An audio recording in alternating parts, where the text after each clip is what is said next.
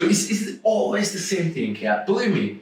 If you operate thousands of thousands, you're gonna get better in your mistakes. There we go. Cheers. Cheers, mate. Awesome. Ladies and gentlemen, welcome to another episode of the Rhinoplasty podcast with me, Dr. Cameron McIntosh. Season 3, face-to-face interviews.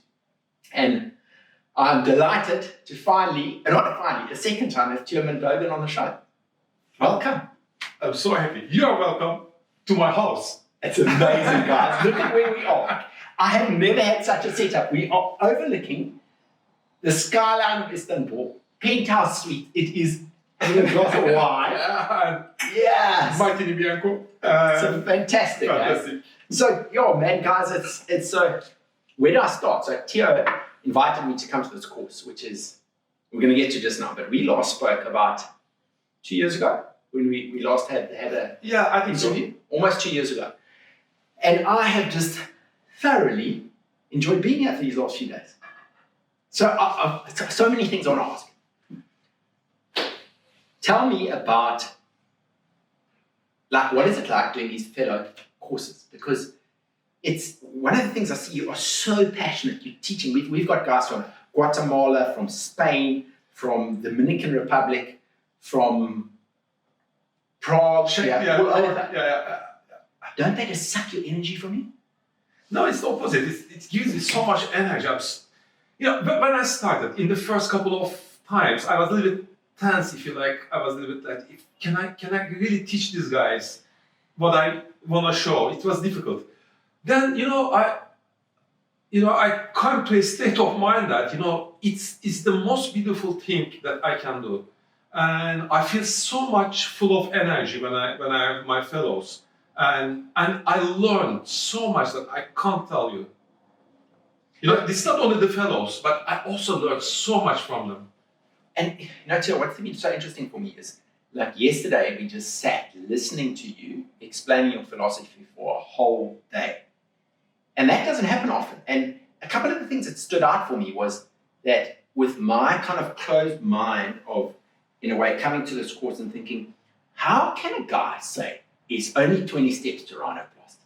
And yet getting there and understanding how, the two things that stood out for me, the one was that you adapt. Even though there's that path that you are advising us with, even in the OR today, we saw how you were changing a few things. That was the one thing. And the other thing that really stuck out to me is how there's like a mental quietness that comes upon you when you're operating, that you get into the zone. So explain maybe that second thing first. How do you get yourself mentally where you just it flows, that operation's flowing? I think this is the most important point. Is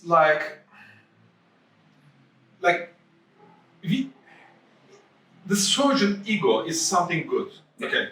But if you want to control everything during surgery, then problem starts just because of your ego. You have to be a little bit, let the operation, the rhinoplasty operation especially, I'm not talking about the heart surgery, but rhinoplasty operation, you have to let it flow by itself. It will show you what's going to happen. But everything starts with the step one. Step one, I put everything in place and I want to see the most beautiful shape that I'm going to end up with my fingers. Yeah, with your fingers. That's kind of weird to think. Yes, Cameron, think about I give you some superpowers. And I tell you, Cameron, look, you're going to have this patient. She's sleeping and you sit. And you're going to do something with your fingers, and this is going to stay like this, and this is going to be your result after surgery. And I'm sure you're going to do exactly the same thing that I'm going to do. You're going to do this, you're going to say, Theo, I want this. Say, okay.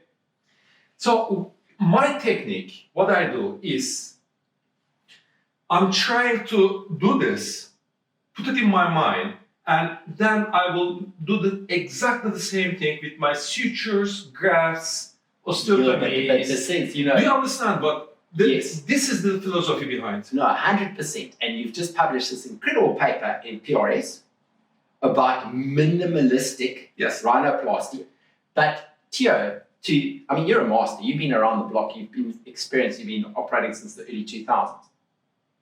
The step of coming from what I feel I want to get to and actually getting there is what's hard. And I think what's amazing is how you are trying to make that more simple for surgeons. But they mustn't ever underestimate that it's easy to get there.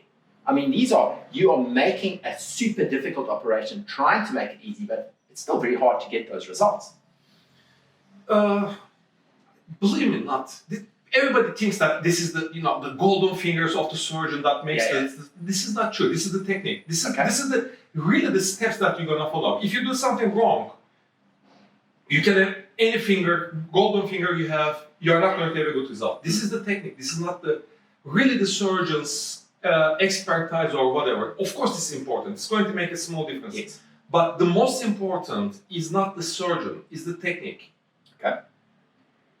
This is very important that we understand this. If you go in a wrong way, no matter what you do, you are not going to get good results in all cases. You can get good results in some cases, but not all cases. And it's going to take hours. Your patient is going to swell. You're going to have some complications, blah, blah, blah. I had all this stuff for over years and years. Yeah. I learned everything by tears and sweats and tears. It's so difficult. It's a so difficult journey. Sure. But what I learned is, the first time I saw a proper rhinoplasty, I said, okay, the result is good, but this should not be that complicated. This can be much more simple. I was very young. I was like 29, 30, so I don't remember. Yeah. Years ago, 25 years ago, I said, that should be much simpler. And it always was in my mind. And that's now come to like, you in a way, almost like a crusader for rhinoplasty. And you've written a book, which you're busy with your second edition now. You're publishing papers. You're traveling and teaching a lot. You're doing live surgery in Morocco next week. You run the fellowship programs. It's fantastic. But if people can learn, there's lots of possibilities for them to learn. Yeah, I also try to use my Instagram account for Rhinoplasty account just for teaching. Like people go there and they're gonna have an idea what I'm doing in my technique. But it's like rhinoplasty. All surgeries, but especially rhinoplasty, it's like an open buffet.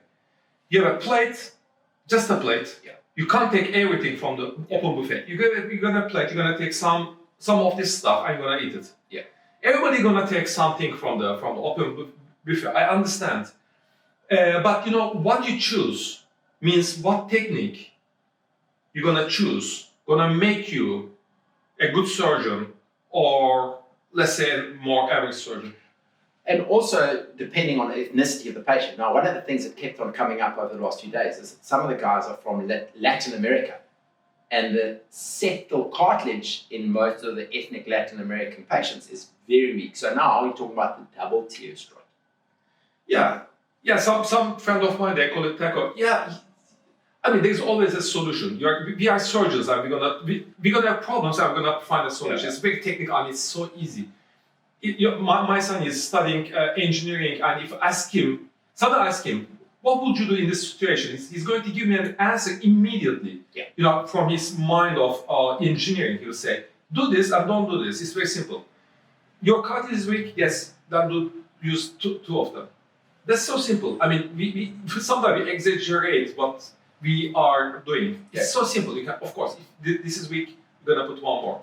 And if so weak, you don't have cartilage, then you will go to the costa. Of course. And you're gonna take something and you're gonna make reinforcement. But in Istanbul, the cartilages are good, so we don't need it. That's it. So I wanna steer a little bit away from like the technical side of rhinoplasty, because I think it's amazing what you do. I think it's amazing how you're teaching, and we can all learn from this. But one of the things that I've been mulling over in this season on the podcast is like the surgeon's mental well-being. Like, because there's stress involved with operating on patients. And when things aren't perfect, it's even worse, the stress. What are some of the things you'd like to guide listeners on with managing that aspect of rhinoplasty? Maybe this is the most difficult part. I can't say I'm an expert on this issue, but what you can do, the most important part is to choose the patient. Yeah. this is by far the most important part. You know, if you have doubt, don't. It was a word from, I think, from Dr. Tebet's. Doubt, don't. It's very important. Like, but you know, that was the same question in my group now, with my fellow groups. You know, you get older, and the patients have more respect to you. Yeah. And they believe you more. This is very true. When I was young, I had more friction with my patients. Now I'm getting older, they say, you know the best. Because, you know, they said, Dr. Tay is over 50, and now he's like, he knows, he must know it. It's very important. Okay. So aging is not good, but in this aspect, aging is very, very good, you know. So I have a little more distance with my patients, so they respect me a little bit more, but still, you have to choose your patients. Very important. If you have a little bit of doubt, and also as a doctor, you must be careful. Like, if the patient has some issues with his body image, stuff like this, if you operate this guy, you're gonna cause more problems. As a doctor, not only protect ourselves, but you have to protect also the patients. The patients may go very deep in their depression, whatever, psychological problems. Just because we do something in their noise, and the noise is very, let's say, close to the psychological center of the human beings. I strongly believe this for the patients and also for the surgeons. For the surgeons, rhinoplasty is very important, very important. And also for the patients, rhinoplasty is more important than any other aesthetic operations we do. I mean, we were speaking about it yesterday, how there's this attraction back thousands of years ago to the big, more powerful guy. She wants to have him as the mate, you know, because then they can have offspring. And I think this is, first thing you see is, you look at someone's eyes, but then the next thing is their nose. Well, I think it's quite complicated. My girlfriend, she's a psychologist, and we are talking lots of things about this. And she has an idea about this very strange idea, but I think she's right. She's told me, Theo, do you know why you guys, you surgeons, are very interested in rhinoplasty? You are not interested in ear surgery, otoplasty, or I don't know, breast surgery. You know, if you go to a breast surgery meeting, you're gonna see a couple of guys. Come to a rhinoplasty meeting, everybody is there. Everybody is very tense, listening and trying to do the good surgery. You know why? Because she said there is something phallic on the tip of the nose. It goes very deep, he says. In you guys, in surgeons, you are very attracted to this. And also the patients. This projection that you create on the noise will be something very important for the surgeons and also for the patients. That's interesting. Yeah, it's very interesting. So does that have anything to do with this rhinoceros that's on the table? Yeah, this actually, I love this. This is a present from Cameron, and this from the South Africa, and this is beautiful. I mean, look at it. This is Teoman. Yes. With the miniature it's so beautiful. This animal is beautiful. Yeah, but it's also, I mean, rhinos, this is what people cut their horns off. It's tragic. It's incredible. These are beautiful animals. Theo, your team, like, we know you on social media as you, but you've got an incredible support team. You in saw the practice that and in the OR. You saw that today. It's great to see, and I mean, they're very loyal to you, and they obviously love what they're doing. How's that been for you? It's very important for me. You know, I can say without my team, I'm nothing. You know, it's really a teamwork that we do everything together, and it's so important for me. Also so important for them. Like Özkan, I'm working with him like, I don't know, 18 years something. He was a teenager with pimples on the face when he started. And Sibel, you saw her. She's with me for 20 years. Wow. Meltem 5 years. Tarek like now is 3 years. And you know, so nice. She's almost like more than 2 years now. And my team now is getting bigger and bigger and bigger. And so it's like, and Berkay, you've been today with, it took us like 2 years. Wow. These are all my team, and they're gonna help me in all aspects. You know, they're gonna follow our job, not myself. They're gonna be in the job that we are doing. So, 2 more things I want to chat to you about. The one is papers. Tell the listeners a little bit about what you've recently published and what you have in the pipeline. what I published, it was my first publication, actually, not mine. It was published in Paris, my book. Yes. Yeah, Paris put my book like a new book, and they give a little bit of explanation of what it is. And then Dr. Gori told me, Theo, you are lazy, and I want to see the paper in 3 weeks on my table. I said, Okay. all right. He was serious. He said, Wow. Theo, Paris, your paper, I want to see it. And I sent it in 3 weeks, but it was already written because it was the parts of the book. I just put it on the on the stuff that the most difficult part in publishing is putting it on the internet, on the computer stuff. This audit whatever is so crazy difficult. It is. Eh? I don't know why, but come on, let's make this audit a little bit. No, I agree with you 100%. Now, how do people get hold of your book?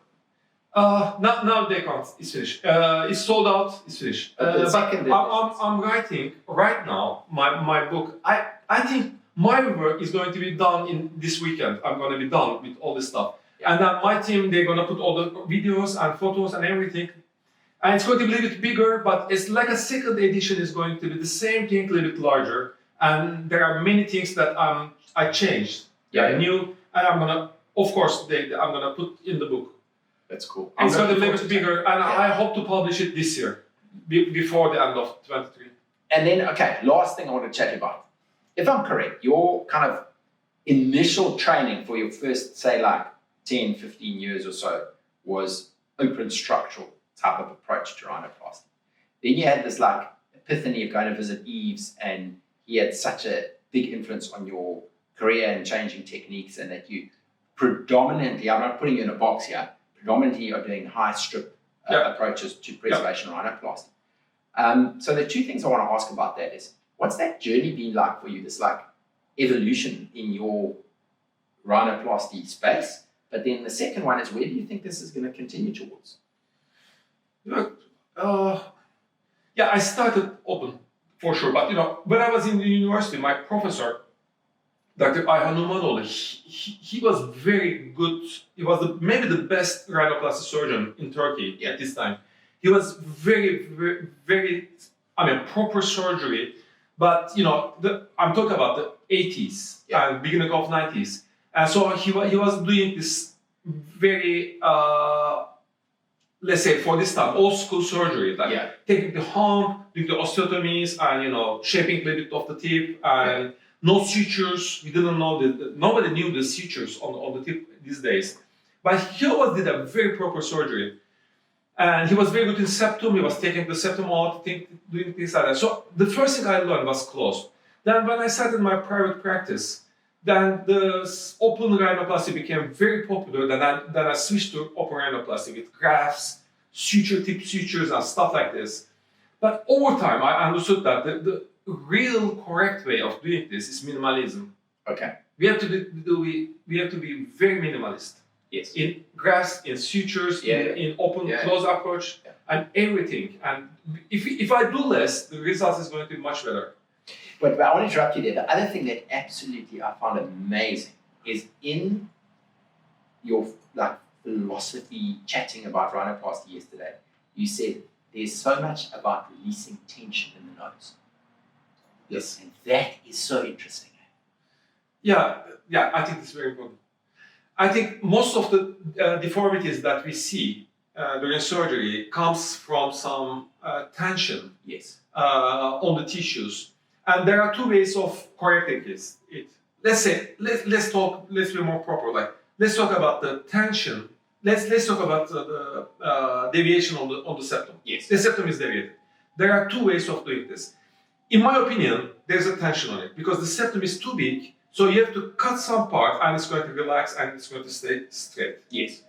Or you can make the septum straight by putting some grafts. Yes. There's a tension on the septum, then you're going to add more tension on the septum, but more tension, and it's going to get straight. Yeah, but you're using the opposite with the graft. Yes. Which is more kind of the old school. Yes, old school. Yeah. Well, it's old school. Still, many people are using this. This is also possible that you can make it straight with more force. there's a force here. You're gonna put more than your more force is going to be the dominant force, and it's going to stay. But it's so much tension. Or you can understand why the septum is curved, and you're gonna make a release, and the septum will be happy to stay in the midline. Okay. And then you don't have to make any fixation, nothing. Okay, so this is the thing that I find so interesting. Listening to so many people around the world talking and at meetings and stuff, they say preservation is really hard, which it is. But, so they say, no, you must first learn structure, then you learn preservation. What do you think about that? Because if you can learn how to do it from the start, do you necessarily have to have structural techniques? Yeah, but all this terminology is a little bit sometimes confusing. Yeah. What exactly we mean by structural? If you mean like hump removal and reconstruction of the dorsum, I think you don't have to learn it. It's, I learned this dorsal preservation from Yves Savant, yes, but on phone. He said, I want to come. He said, don't come. What? He said, Theo, tap more. Really? What? Osteotomy, tap more. It's not going to work. He said, tap more. And it will work. Don't worry. You will do it. You will do it. Second thing, the suppurative area last. Don't come, he said. Do it. I said, thank you. I did it. It worked. This is very important. Yeah, but remember, you did that after you'd already been operating thousands and thousands No, of it's motors. not true. It's not true. It's always the same thing. Yeah. Believe me. If you operate thousands, you're gonna get better in your mistakes. I love that. Yes. So if you're at operate thousands, now you're going to get better with your mistakes. You're gonna be the best in your mistakes. this is very important. This is what I learned from my coach of windsurfing. He said, don't practice your mistakes. Yes. Because the worst thing you can do, you're gonna get better in your mistakes. And nobody can take you out. You're gonna be good in your mistake. But the same mistake is always a mistake. That's fascinating. Yes, that's very important. We must, the technique is everything. Yeah. We must follow the right way, then we can reach some places. Otherwise, you can take a wrong way, but you can be very good in your wrong way, but there's a limit that you can be. It's gonna get harder and harder and harder and harder because it's wrong. Yeah. For the preservation, dorsal preservation, not preservation without rhinoplasty word doesn't mean anything to me. Dorsal preservation, like I learned from Dr. Yves Savant, it was something that I always had in my mind when I started. I said, why are we removing the hump? Let's keep it and let's push it down. Yeah. But I didn't know how to do it. I told this many times to Barish. I said, Barish, look, we are dealing with this and we should push it down. He said, oh, it's good. Look at my, grafts here. I forgot what is a very special graft. Very nice. He's doing a great job. But it's difficult. I mean, I always said, why excision and reconstruction? It's like, I can't understand this. Eve told me, the right way of doing this is, I'm really grateful to him. Yeah. It's very important that somebody says this. And I have another friend, Hüseyin Güner in Istanbul. He was doing the same thing for over years. He also helped me a lot. He came to my operating room. He said, Theo, do this, I'm doing this, I'm doing this. He has a huge experience. He's a very good surgeon. I also learned a lot from him. Yeah. Sure. Guys, I hope you've had a tiny little taste of what it's like to hang out with Theo. It's amazing. If you're listening to this podcast, you're watching it on YouTube, make sure that you just connect with this man. He's inspiring. He is changing the world one Theo strut at a time. Thank you so much. It's great. Theo, thanks so much. It's just fascinating to chat to you. Yes. Chat for hours, man. Thank you. Guys, thank you so much for tuning in to listen, and come back again next week for another episode of the Rhinoplasty podcast, whilst the two of us just enjoy the last of our sundowners here in Istanbul. Cheers.